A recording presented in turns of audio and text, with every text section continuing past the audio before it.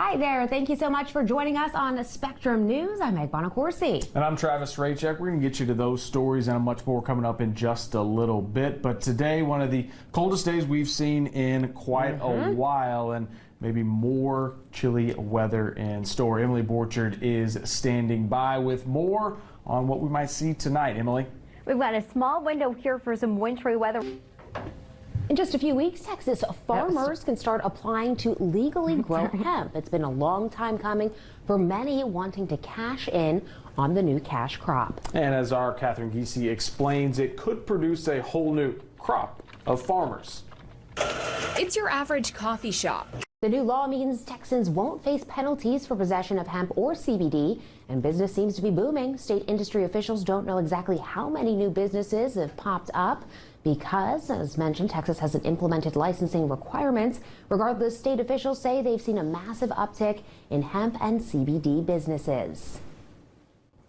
Texas lawmakers legalized hemp during the 2019 legislative session, and that caused a few problems for police officers. Since the bill was passed, it's gotten a lot harder for them to tell the difference between legal hemp and illegal marijuana. Local leaders in Austin voted to end arrests. Instead, they want police to fine people for possessing small amounts of weed. Arena Diamante spoke to one Texas woman about low-level charges and the potentially big impact they can have on your life. All right, taking a live look over downtown Austin. Pretty clear out there at the moment, but we also know it is very cold outside as well. Yeah, it looks gorgeous, but it feels a little bit different out there. Let's check in with meteorologist Emily Borchard. It's time for weather on the ones. And Emily, we're maybe talking about snow in the hill country or flurries. We've been getting some reports of snow flurries, and on radar, lots of snow just not making it to the ground because it's so dry out there. The White House task force says efforts are ongoing to increase coronavirus testing. New innovation allows testing on the nose with a different type of swab. The task force is now working with companies to produce these new elements. Plus, Boeing and at least one other manufacturer started production Monday. President Donald Trump's been eager to reopen the economy, putting pressure on resistant governors. Boeing said it is putting 27,000 people back to work at its Seattle plants. And U.S. stocks finished lower Monday after a historic sell-off in the oil market. Oil futures turned negative for the first time in history. Demand remains low and storage capacity in the U.S. is at its limit. Crude oil finished at negative $37.63 a barrel. Thank you so much for joining us here on Spectrum News. I'm Meg Bonacorsi. Almost feels like summer out there. Let's get your weather on the ones forecast. This half hour, rural difficulties during the pandemic. How a pipeline accident left 2 doctors without water for weeks. And a rancher is working hard to stay afloat during the pandemic. Plus, an act of kindness. 6 women helped the homeless community stay safe and healthy during this hard time. But before we move on, a look at the coronavirus numbers in Texas. More than 19,000 cases were reported Friday. 495 people have died. In Bexar County, there are more than 1,029 confirmed cases with 39 deaths. In Travis County, 1,174 cases and 26 deaths. Monday's historic drop in oil prices will hit us hard at home. Texas is the top oil-producing state in the U.S., making the state's economy and budgets highly reliant on the industry. To boot, oil firms have already cut hundreds of jobs in the Lone Star State, adding to the million-plus people filing for unemployment.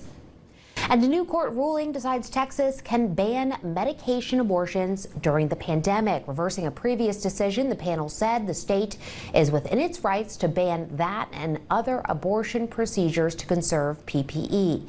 Governor Greg Abbott has said restrictions on unnecessary medical procedures will be eased Thursday, but has said abortions are not included in the new order.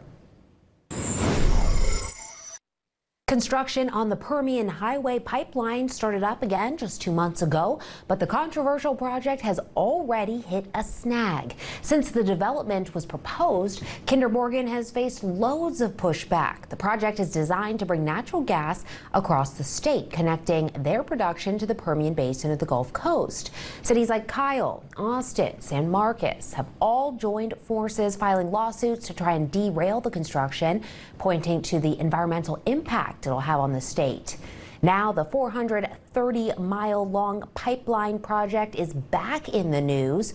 3 weeks ago, an accident at a drilling site on the Blanco River spilled about 36,000 gallons of drilling fluid into the Trinity Aquifer, and neighbors say they are still dealing with the contamination. Our Nikki Griswold shows us how it's been particularly hard on one couple now dealing with two crises at once. It's just a beautiful piece of quiet country. A notice of intent to sue has been filed against Kinder Morgan for the spill, saying the incident violated the Safe Drinking Water Act. Kinder Morgan says the drilling fluid's primarily made up of a bentonite clay, a naturally occurring substance. A test by the LCRA indicated high levels of multiple metal carcinogens were found in the water. Aside from access to water, rural communities are facing a host of difficulties when fighting COVID-19. Financially vulnerable hospitals, an elderly population, and lack of resources are just a few of them. But folks' economic vulnerability is especially worrying them right now. In rural areas, many people work in the service industry or tourism, two areas hit especially hard by closures during COVID. When restaurants close, it's not only the wait staff and cooks who hurt. Farmers and ranchers now have no place to sell their products. Our Mimi Haruna spoke to one Texas rancher about how he's staying afloat. I fought the war for 5 years. The homeless community faces a unique set of challenges during this pandemic, but 6 women have banded together to help them through it. All it took was an email, some social media posts, and the willingness to donate. Our Swathi Narayanan reports on how Quarantine's efforts are going. On March 19th, I emailed a group of women that Mentoring kids gives the opportunity to grow and boost confidence. Meet a man who received guidance as a child and is now paying it forward. Plus, an Austin man is drawing portraits for a low price, but find out why you're getting exactly what you pay for. This was a unique bonding experience. That's not an amusement park, not watching a movie.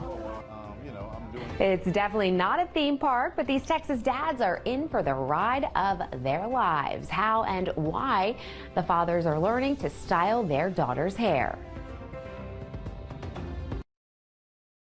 Thanks so much for joining us here on Spectrum News. I'm Meg Bonacorsi. A little brisk out there, but you know, it's finally feeling like January. Let's check in with meteorologist Adrienne Vaughn. Adrienne, how's it looking out there? Lots of sunshine to go around today, but despite the sunshine, yeah, you had it right. Brisk out there today.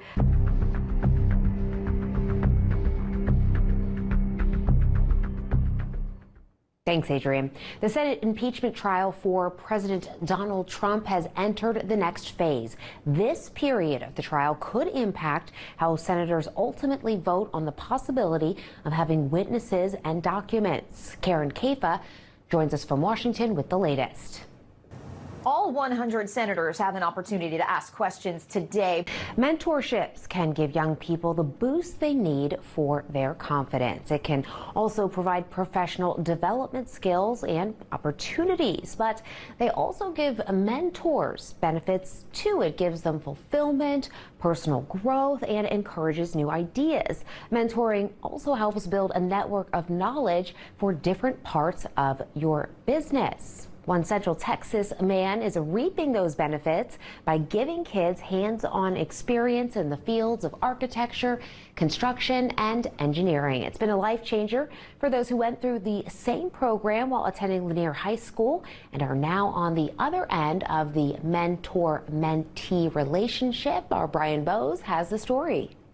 It was just a few years back that you could probably walk the grounds here at Lanier High School and find A San Antonio mom educates folks about teen dating violence. The issue affected her personally, and next month she wants to raise awareness with a 5K run and walk. Our Jose Arredondo has more on the story. Rena Castro visits with students all over San Antonio to discuss one. A hand-drawn portrait for just $20. It sounds almost too good to be true, but one man promises to do just that. However, he doesn't promise quality. Our Matt Mershon introduces us to the man behind Portraiture and has the story of how it all got started. Oops. I said hi to your friend. All right, time for your weather on the ones. Meteorologist Adrian Vaughn is with us, and yeah, nice and sunny today, but it was real windy. I was out for a walk with my dog, and it was windy and you probably felt like you were gonna chilly blow too. away, right? Yes.